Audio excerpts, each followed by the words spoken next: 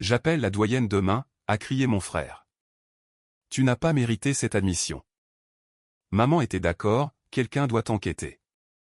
J'ai répondu calmement, faites ce que vous pensez être juste. J'ai envoyé un message depuis mon appartement, doyenne Dubois, mon frère prévoit de signaler une fraude à l'admission demain. Il ne sait pas que j'ai doté le programme de bourse d'études. Son assistante a répondu en quelques minutes. La discussion de groupe familial a explosé de messages. Mon frère, Maxime, a publié des captures d'écran de ma lettre d'acceptation au programme de master en administration des affaires d'HEC Paris. C'est suspect, a-t-il écrit. Sa moyenne de licence n'était même pas si élevée. Ma sœur, Amélie, est intervenue immédiatement. Probablement une histoire de diversité. La réponse de papa a suivi. Je monte là-bas avec toi, Maxime. Nous avons besoin de réponses. Je regardais les messages s'accumuler depuis mon petit appartement à Neuilly-sur-Seine. Le même appartement qu'ils avaient qualifié de pathétique lorsque j'ai emménagé il y a 3 ans. Le même appartement qui se trouvait sur une propriété que j'avais achetée comptant pour 2,1 millions d'euros. Ils ne savaient pas cette partie. J'ai posé mon téléphone et je me suis remise à l'examen des rapports trimestriels des 3 entreprises de mon portefeuille. Au matin, tout serait très différent. Grandir en tant que Benjamin de la famille Chénier signifiait vivre dans l'ombre de Maxime. Il a obtenu son diplôme avec la mention très bien de l'école polytechnique. Amélie a obtenu son diplôme de droit de l'université Panthéon-Assas. Tous deux travaillaient dans des cabinets prestigieux à Paris, gagnant le genre d'argent qui impressionnait nos parents à chaque dîner de famille. J'ai pris un chemin différent. Après avoir terminé mon diplôme en économie à l'université Paris-Dauphine avec une moyenne de 13,5 sur 20 décevante, selon papa, j'ai rejoint une petite jeune pousse technologique à Paris. Le salaire était de 41 000 euros. La prime à la signature de Maxime de son cabinet de conseil avait été de 78 000 euros. Il ne me laissait jamais l'oublier. Toujours dans cette petite entreprise, demandait-il à Pâques. Toujours à gagner des cacahuètes, ajoutait Amélie. Maman soupirait. Nous voulons juste que tu réussisses, ma chérie. Ce qu'il ne savait pas, c'est que la petite entreprise m'avait donné des parts. Lorsque nous avons été acquis par Dassault Systèmes 18 mois plus tard, mes actions valaient 7,5 millions d'euros. Je ne leur ai rien dit. J'avais observé comment ils traitaient l'argent comme une arme, comme une preuve de valeur, comme un outil de contrôle. Maxime avait utilisé son salaire pour acheter de l'influence sur les décisions familiales. Amélie tirait parti de sa position pour dicter les projets de vacances. Tous deux utilisaient leur succès pour diminuer le mien, alors je suis restée silencieuse et j'ai investi prudemment. Les 7,5 millions d'euros sont devenus 21 millions d'euros grâce à des investissements stratégiques providentiels dans des entreprises en phase de démarrage.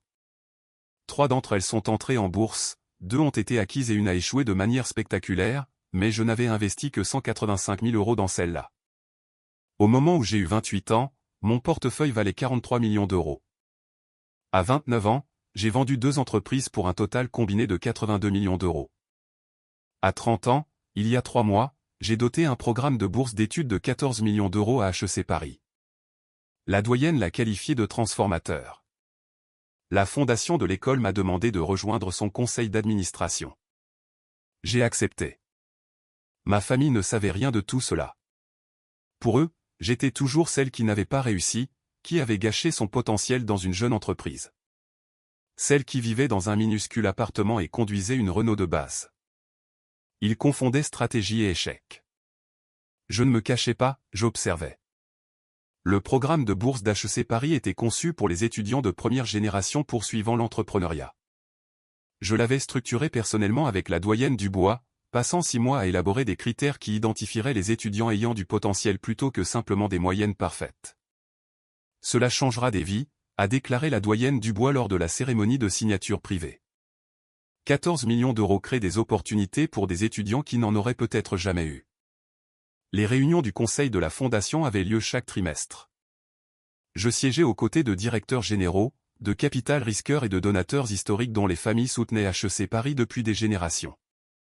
Mes contributions m'avaient valu une place à la table et, plus important encore, une influence sur les décisions de l'école. Lorsque j'ai postulé pour le programme de master en administration des affaires, j'ai utilisé mon nom de jeune fille, Chénier, plutôt que mon nom d'affaires. Mes essais de candidature se concentraient sur mon expérience en création d'entreprise et ma thèse d'investissement. Je n'ai pas mentionné la bourse ou mon poste au conseil. Je voulais une admission basée sur le mérite, pas sur les relations. Ma lettre d'acceptation est arrivée un mardi. J'avais été admise à l'un des programmes les plus compétitifs au monde avec une bourse partielle basée sur mon succès entrepreneurial démontré et mon potentiel d'impact. Je l'avais mérité. Mais quand j'ai publié au sujet de mon admission sur les réseaux sociaux juste un simple hâte de commencer à HEC Paris cet automne, la discussion de groupe familial a éclaté. Maxime a appelé en quelques minutes. « Comment es-tu entré à HEC Paris ?» J'ai postulé, ai-je dit. Ta moyenne de licence était de 13,5. Il regarde plus que la moyenne pour les programmes de master. Quel est ton score au test d'admission GMAT ? 730. Silence. Puis, c'est adéquat. Mais HEC Paris. Quelque chose cloche. Amélie a rejoint l'appel. As-tu prétendu avoir des difficultés ? Exagérer ton expérience professionnelle. J'ai indiqué mon expérience réelle dans cette jeune entreprise dont personne n'a entendu parler. Celle que Dassault Systèmes a acquise pour 430 millions d'euros, ai-je dit doucement. Tu n'as pas gagné autant avec ça, a claqué Maxime. Je ne l'ai pas corrigé. Laissons-les penser que j'avais été une employée de bas niveau qui avait eu de la chance avec un petit paiement. Laissons-les maintenir leur récit. La vérité serait plus puissante lorsqu'elle émergerait enfin. Le dîner de famille accusateur a eu lieu 3 jours plus tard. Maman a insisté pour que nous nous réunissions tous à leur maison au Vésinet, la maison dont je payais anonymement l'hypothèque depuis 2 ans après que les investissements de papa aient périclité. Il ne savait pas cela non plus. Nous devons discuter de ton admission, a dit papa, assis en bout de table. Maxime a sorti un dossier.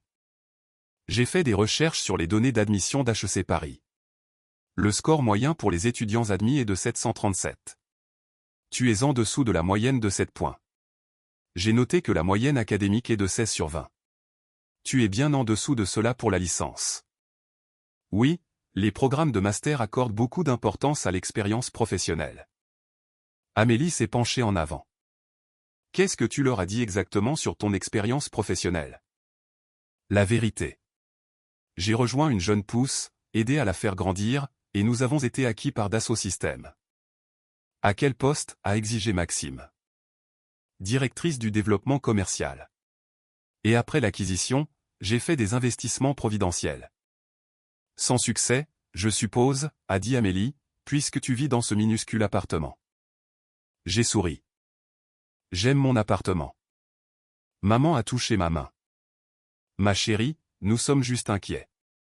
HEC Paris est incroyablement prestigieux. S'il y a eu une erreur ou si tu as embelli quoi que ce soit sur ta candidature, nous devons arranger cela avant que cela ne devienne un scandale. Il n'y a pas de scandale, maman. Maxime s'est levé. J'appelle la doyenne demain. Quelqu'un doit enquêter sur cette admission. Maxime, ce n'est pas négociable, a dit papa. La réputation de notre famille est en jeu. Si tu es entré par une porte dérobée, cela rejaillit sur nous tous. Papa a hoché la tête. Il a raison. Nous avons besoin de transparence. Amélie a ajouté, et honnêtement, si tu as exagéré, il vaut mieux que nous le découvrions maintenant plutôt que HEC Paris le découvre plus tard.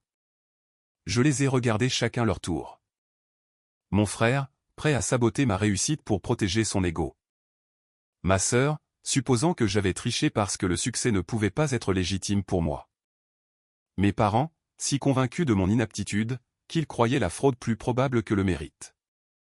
Faites ce que vous pensez être juste, ai-je dit calmement. Je suis parti avant le dessert. De retour dans mon appartement, j'ai fait du thé et ouvert mon ordinateur portable. La discussion de groupe familial était déjà active. Maxime, rendez-vous avec la doyenne Dubois demain à 10h. Ils ont confirmé le rendez-vous. Amélie, tu veux que je vienne ? Un point de vue juridique pourrait t'aider. Papa, nous devrions tous y aller. Un front uni. Maman, peut-être devrions-nous lui parler d'abord. Maxime, nous avons essayé. Elle est partie. J'ai ouvert un nouveau message texte pour la doyenne Dubois. Nous avions échangé nos numéros lors des négociations de la bourse, et elle avait insisté pour que je la contacte directement si j'avais besoin de quoi que ce soit. Doyenne Dubois, mon frère Maxime Chénier a un rendez-vous avec vous demain à 10 h. Il prévoit de signaler une fraude à l'admission concernant mon acceptation. Il ne sait pas que j'ai doté le programme de bourse de 14 millions d'euros ou que je siège au conseil de la fondation. Il ne connaît pas mes entreprises ni mon portefeuille. Je pensais que vous devriez avoir le contexte. Son assistante, Juliette, a répondu en quelques minutes. La doyenne Dubois a reçu votre message. Elle m'a demandé de me coordonner avec vous. Seriez-vous disponible pour assister à la réunion? J'ai souri à mon téléphone. Oui. Dois-je arriver avant ou après ma famille? Après. Laissons-leur 5 minutes pour exposer leurs arguments. Ensuite, nous vous ferons entrer. Parfait. Juliette a envoyé un autre message. La doyenne Dubois voulait que je vous dise, cela devrait être intéressant. J'ai passé l'heure suivante à tout documenter. Des captures d'écran des messages textes de la famille. Des enregistrements d'appels téléphoniques où Maxime remettait en question mes qualifications. L'email d'Amélie à 3 anciens élèves d'HEC Paris qu'elle connaissait, leur demandant d'enquêter sur mon admission. Le message vocal de papa suggérant que je me retire discrètement avant que cela ne devienne laid. Je n'étais pas en colère. J'étais stratégique. Chaque commentaire dédaigneux était une preuve dont je pourrais avoir besoin. À minuit, j'avais un dossier complet. Au matin, la dynamique de pouvoir changerait de façon permanente. Je suis arrivé au bâtiment administratif d'HEC Paris à 10h07, exactement 7 minutes après le début du rendez-vous de ma famille. Juliette m'a rencontré dans le hall.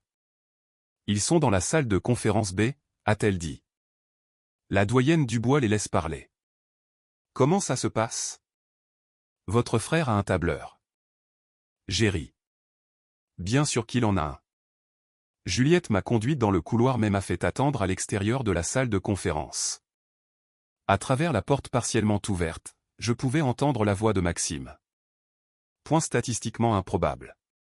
Son profil ne correspond tout simplement pas aux moyennes des étudiants admis. La doyenne Dubois a parlé calmement. Monsieur Chénier, j'apprécie votre préoccupation pour l'intégrité des admissions. Cependant, notre processus est très approfondi. Nous évaluons l'expérience professionnelle, le potentiel de leadership, les scores au test, les essais, les recommandations et l'impact démontré dans les rôles précédents. La voix d'Amélie s'est jointe à la conversation. Nous ne remettons pas en question le processus en général. Nous remettons en question cette admission spécifique. Point parce que vous croyez que votre sœur n'est pas qualifiée, a terminé la doyenne Dubois. Silence. Puis, Maxime a dit brutalement, point nous croyons qu'il a pu y avoir des considérations qui ne sont pas typiquement académiques, comme des initiatives de diversité. Ou peut-être des relations dont nous n'étions pas conscients. Intéressant, a dit la doyenne Dubois. Je pouvais entendre la glace dans sa voix.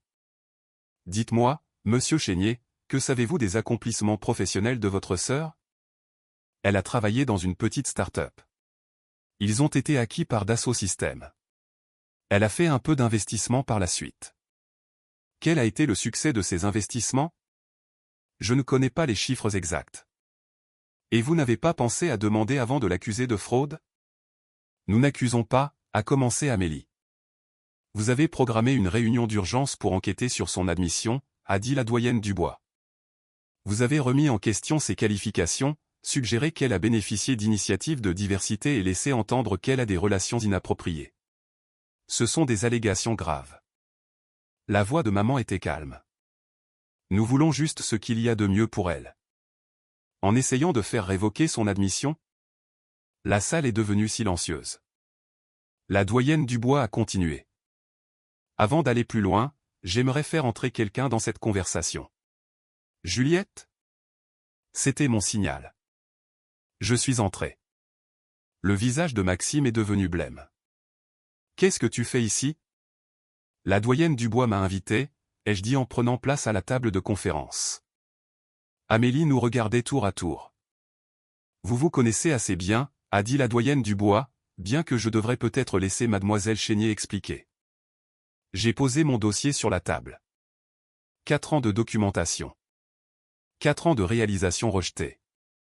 4 ans à être sous-estimé. Maxime, ai-je dit calmement, tu as demandé ce qui me qualifiait pour le programme d'HEC Paris. Permets-moi de clarifier. J'ai ouvert le dossier. Première page, l'annonce de l'acquisition par Dassault Systèmes. Cette start-up que tu as dénigrée. Je n'étais pas juste une employée. J'étais directrice du développement commercial.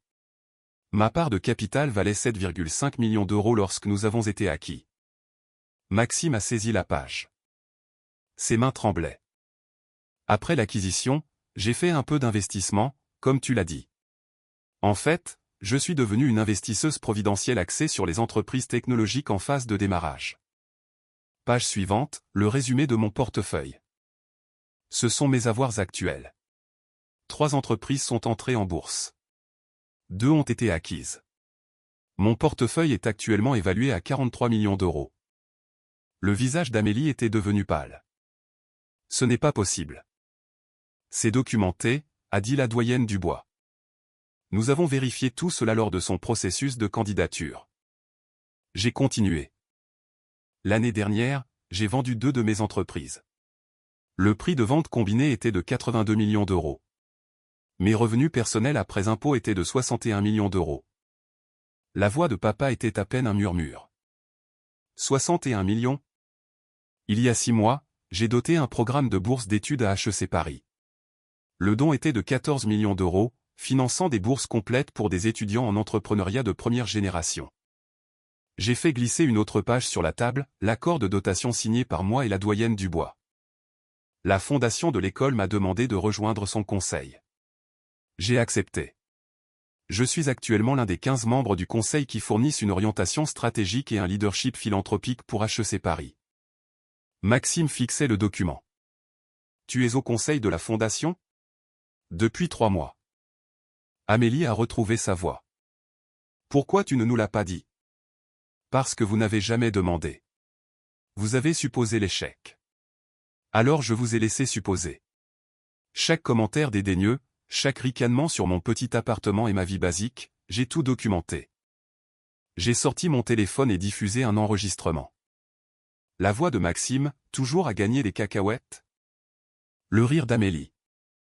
Le soupir de maman, nous voulons juste que tu réussisses. C'était à Pâques l'année dernière, ai-je dit. Vous voulez entendre Noël? La salle était silencieuse. La doyenne Dubois a pris la parole. L'admission de mademoiselle Chénier était entièrement basée sur le mérite. Son score au test, bien que légèrement inférieur à notre moyenne, a été compensé par des accomplissements professionnels extraordinaires. Ses essais démontraient une pensée commerciale sophistiquée.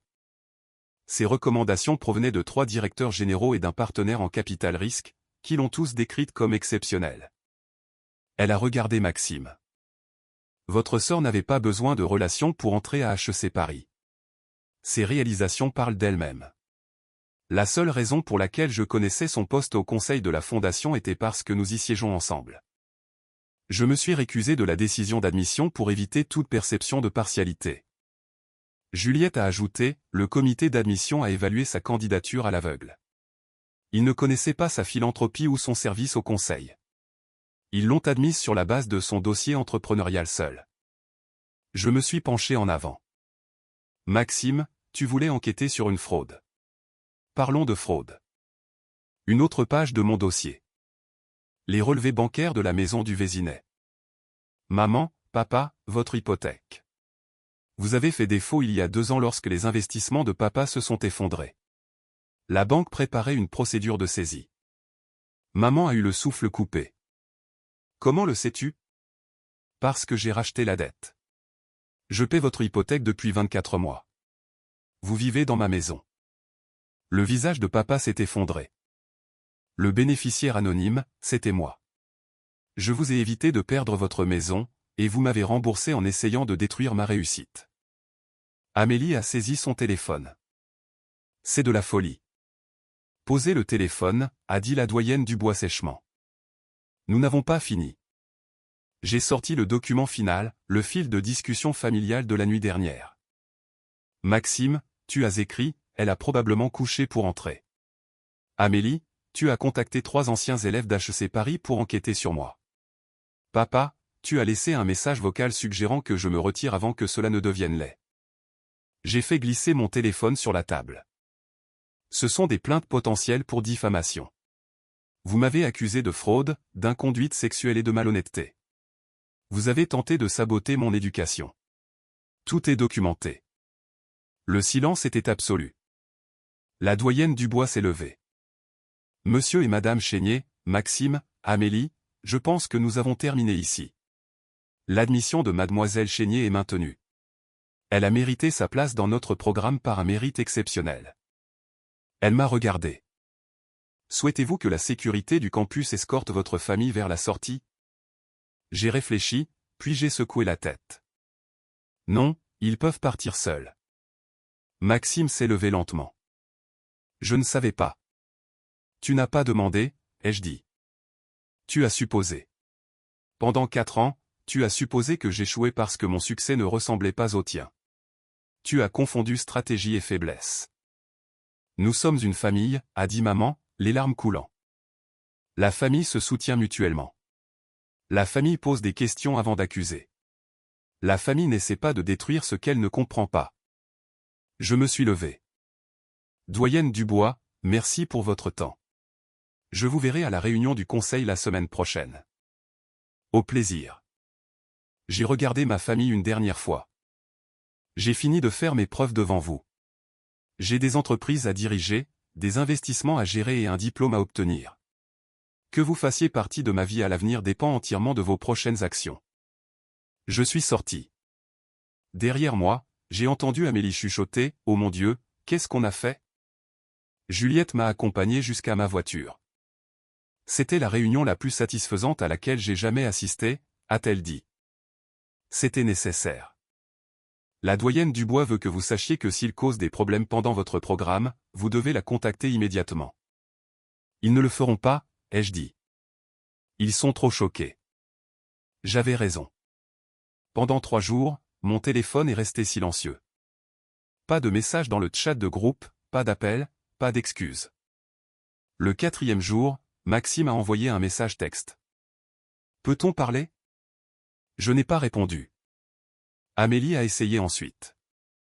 S'il te plaît, nous devons nous expliquer. Toujours rien de ma part. Maman a appelé et a laissé un message vocal. Ma chérie, nous avions tort. Tellement tort. S'il te plaît, rappelle-nous. Le message de papa est arrivé en dernier. Je ne sais pas comment réparer ça, mais je veux essayer. Je les ai laissés cogiter pendant une semaine.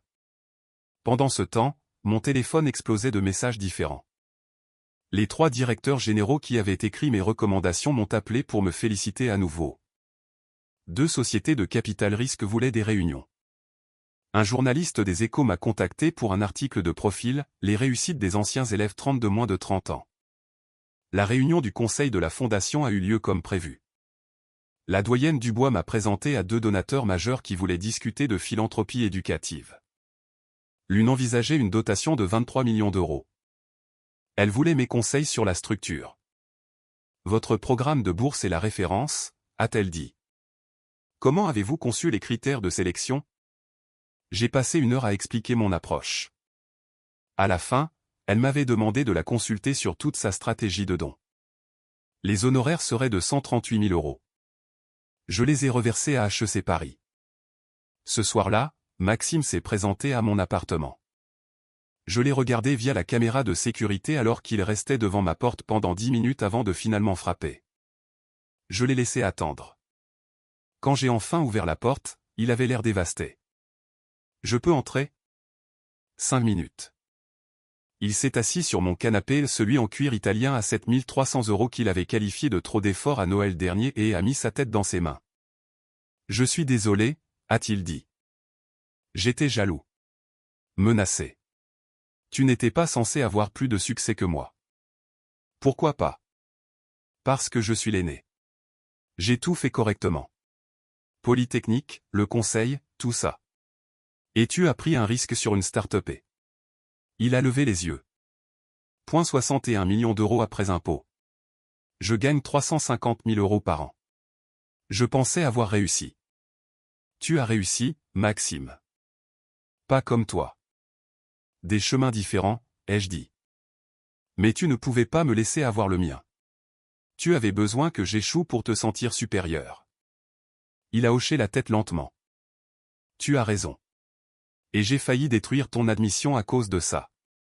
Je suis tellement désolé. Failli, j'ai haussé un sourcil. Tu as détruit quelque chose. La confiance. Le respect. La relation que nous avions. Peut-on la reconstruire? Je ne sais pas encore. 2 mois après le début de mon programme, j'ai organisé un dîner de famille. Pas chez eux, chez moi. La vraie. J'avais acheté le domaine de Neuilly-sur-Seine il y a 3 ans pour 6,1 millions d'euros. 6 chambres, 8 salles de bain, une piscine et une maison d'amis. Je ne l'avais jamais mentionné parce qu'il n'avait jamais demandé où je vivais vraiment. Le petit appartement était mon pied-à-terre en ville. Maxime est arrivé le premier. Sa mâchoire est tombée quand il a vu l'allée circulaire, la fontaine, les terrains paysagés professionnellement. Bon sang, a-t-il chuchoté. Amélie et son mari sont venus ensuite. Elle n'a pas parlé, elle a juste regardé fixement. Maman et papa sont arrivés en dernier. Maman a commencé à pleurer au moment où elle a vu la maison. À l'intérieur, j'avais préparé le dîner moi-même, quelque chose que j'avais appris à bien faire au fil des ans. Nous nous sommes assis dans ma salle à manger formelle sous un lustre qui coûtait plus cher que leur première voiture. Je ne vous ai pas invité ici pour frimer, ai-je dit une fois que tout le monde fut assis. Je vous ai invité ici parce que je voulais que vous voyiez l'image complète, pas la version éditée que je vous montrais. J'ai fait un geste englobant la pièce. C'est ma vie, les entreprises, les investissements, les propriétés, le travail de fondation. Tout est réel. Et j'ai construit cela pendant que vous étiez occupés à me dénigrer. Papa a parlé le premier. Nous t'avons laissé tomber. En tant que parents, en tant que famille. Nous aurions dû demander, nous aurions dû soutenir, nous aurions dû croire en toi. Vous auriez dû, ai-je convenu. Mais vous ne l'avez pas fait. Et cela m'a appris quelque chose d'important, je n'ai pas besoin de votre validation. Je n'en ai jamais eu besoin. Amélie s'est essuyé les yeux. Alors pourquoi sommes-nous ici? Parce que malgré tout, vous restez ma famille, et je vous donne le choix. Nous pouvons reconstruire notre relation, honnêtement, avec un respect mutuel, ou nous pouvons être des étrangers cordiaux qui se voient pendant les fêtes.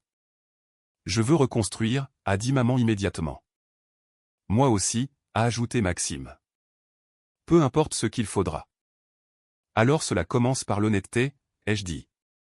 Plus de suppositions, plus de mépris, plus d'utilisation du succès comme arme. Nous soutenons les chemins des uns et des autres, même lorsqu'ils semblent différents des nôtres. Nous avons parlé pendant des heures. Ils ont posé des questions, de vraies questions sur mes entreprises, mes investissements, mes projets. Je leur ai montré les détails du programme de bourse, expliqué mes responsabilités au conseil et partagé ma vision pour la prochaine phase de ma carrière. Après le master, je lance une société de capital risque, ai-je dit. Axée sur l'investissement dans des fondateurs issus de milieux non traditionnels, des gens qui sont négligés parce qu'ils ne rentrent pas dans le moule typique. Comme tu l'étais, a dit Amélie doucement. Exactement comme je l'étais. Maxime s'est penché en avant. As-tu besoin de soutien? De relations? De conseils? De quoi que ce soit? J'ai souri. En fait, oui. J'ai besoin de quelqu'un qui comprend les structures d'entreprises traditionnelles. Quelqu'un qui peut aider mes fondateurs à naviguer dans les entreprises établies. Je suis partant, a-t-il dit immédiatement. Tout ce dont tu as besoin. Ce n'était pas réglé. Pas complètement. La confiance prend du temps à se reconstruire. Et je n'étais pas assez naïf pour penser qu'un seul dîner résolvait 4 ans de mépris. Mais c'était un début. 3 mois plus tard, je me tenais dans l'amphithéâtre Blondeau d'HEC Paris alors que la doyenne Dubois me présentait à un public de 200 nouveaux étudiants. Notre oratrice aujourd'hui est un exemple parfait de la raison pour laquelle nous regardons au-delà des mesures traditionnelles, a-t-elle déclaré. Une entrepreneure, investisseuse et philanthrope qui change des vies à travers son succès commercial et son engagement envers l'éducation. Ma famille était assise au 3e rang. Maxime tenait son téléphone, en train d'enregistrer. Amélie souriait pour m'encourager. Maman tamponnait ses yeux. Papa m'a fait un signe de pouce levé. J'ai pris le podium. Lorsque j'ai postulé à ce programme, ai-je commencé, mon frère a essayé de faire enquêter sur mon admission. Il pensait que je ne méritais pas d'être ici. Des hoquets de surprise ont parcouru le public. Maxime avait l'air mortifié. Il avait tort, mais pas pour la raison que vous pourriez penser. Il avait tort parce qu'il n'avait jamais posé de questions sur mon parcours.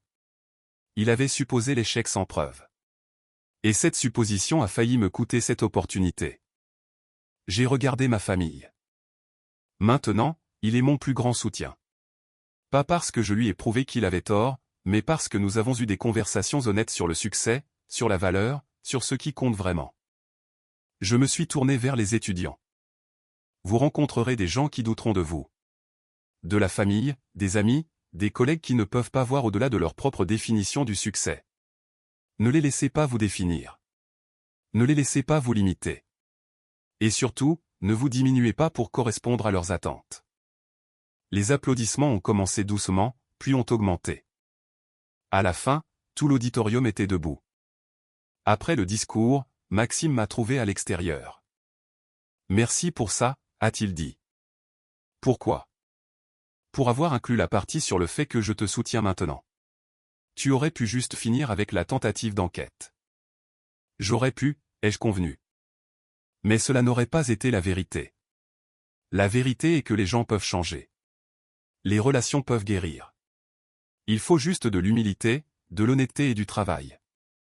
Il m'a prise dans ses bras. Je suis fier de toi, petite sœur. J'aurais dû dire ça il y a 4 ans. Tu le dis maintenant. C'est ce qui compte. Alors que nous retournions à ma voiture, la DS9 que j'avais enfin cessé de cacher, j'ai vérifié mon téléphone. Un nouveau message de Juliette. La doyenne Dubois voulait que vous sachiez. 4 étudiants ont déjà postulé pour votre programme de bourse suite à votre discours. Elle dit que vous changez des vies. J'ai souri. Il y a 4 ans, j'étais la Benjamine négligée, celle qui ne réussissait pas, la déception. Maintenant, je bâtissais un empire, finançais l'éducation et prouvais que le succès ne ressemble pas à la même chose pour tout le monde. Mon frère avait exigé de voir la doyenne au sujet de mon admission. Il a eu plus que ce qu'il avait imaginé.